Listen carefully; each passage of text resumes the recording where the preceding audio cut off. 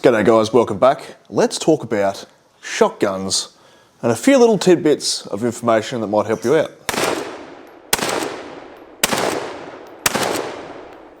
I'm going to just cover off on a couple of quick little points of things to do and things not to do with your shotguns. Now we are talking side-by-side shotguns. This does also lead into over and unders. Some points anyway, some points won't. Anyway, let's kick on with the first one. Now, you've probably all heard of black powder shotguns before, black powder guns, black powder rifles. You know, that old thing that fires gunpowder, black powder. Modern propellant is not fucking gunpowder, for fuck's sake. Anyway, if you have an old shotgun that is black powder proofed, i.e. it's old and probably has Damascus barrels, for fuck's sake, do not fire nitro cartridges through it. And this is why. So here I have a set of barrels, right, that are Damascus. They're pretty old. We'll put this on the bench. We're gonna have a quick look at a few things that are wrong with these barrels. All right, so my bench is fucking got a lot of shit on it. Anyway, so right there, circled, that line is a crack. Hazard a guess how that fucking happened. That's right, someone fired a nitro cartridge through it. Now what the fuck is a nitro cartridge? I hear you ask. Well, a nitro cartridge is a modern cartridge, something with smokeless powder. If you're not loading black powder, then it's fucking nitro. So don't fire it through your shotgun. The shotgun's probably also been dropped on its muzzles, because as you can see there, dented and fucked. That may or may not have happened before or after nitro went through them. If they're old barrels like this, do not hot dip blue them, rust blue them. Hot dip blue is too fucking hot. It's caustic. It has salts in it. These are held together with lead and tin solder. They will fall apart. Rust blue or browning is what you're supposed to do with these. Now the other issue we're going to look at, you may be able to detect this. See how the top rib where it meets our monoblock is raised. That's supposed to be flush. Now why the bloody hell would that be raised? Well, that's raised because someone fired a fucking nitro cartridge through it. So on the left barrel, our chamber is somewhat fine. However, down that end blew the barrel out. When this was fired in the right chamber, there is an issue here, right? There's also a big fucking dent down here, which we'll talk about in a second. However, so when you're checking shotgun barrels for dents, normally you would hold it up to the light, and you can see as I roll that down, it's hard with the focus, but as I roll that down, look where this finger is. Oh, right, look at the good barrel. Smooth transition. Oh, there's a fucking egg in it because some cunt fired a fucking nitro cartridge through it. Don't do that. All right, nitro cartridges. I think I've banged on it enough.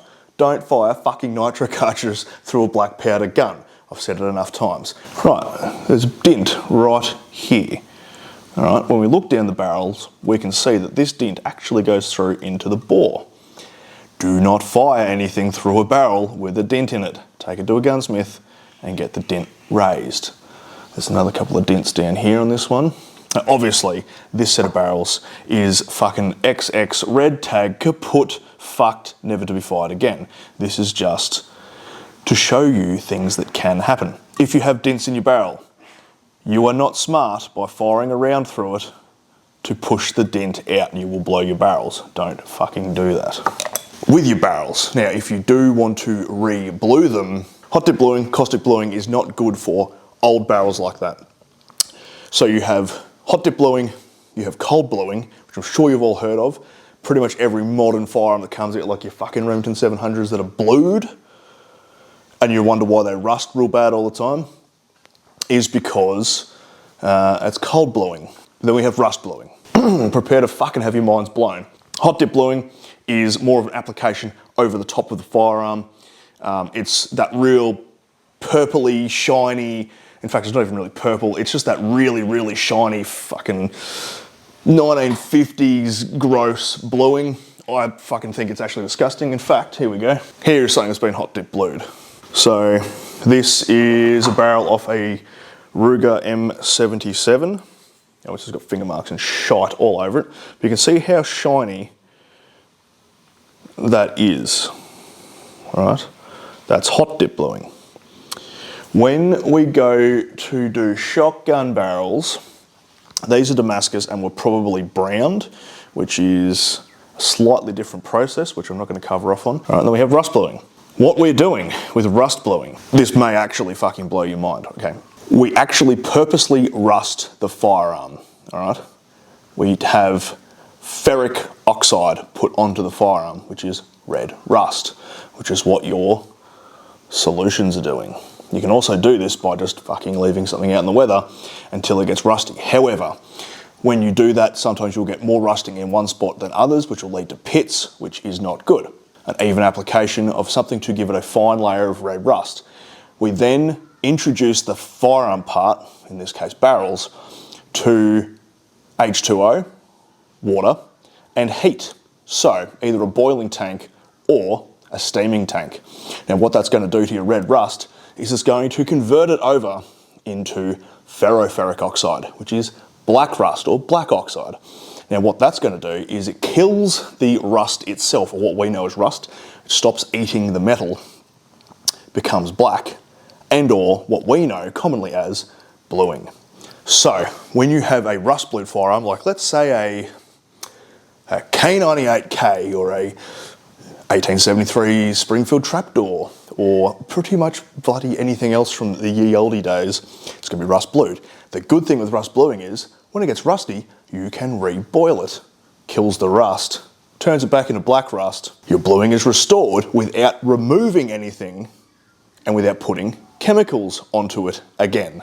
All you're doing is boiling it or steaming it to convert red rust back into black rust. It'll kill it, then it gets carted off with a carting wheel. So, pretty simple process.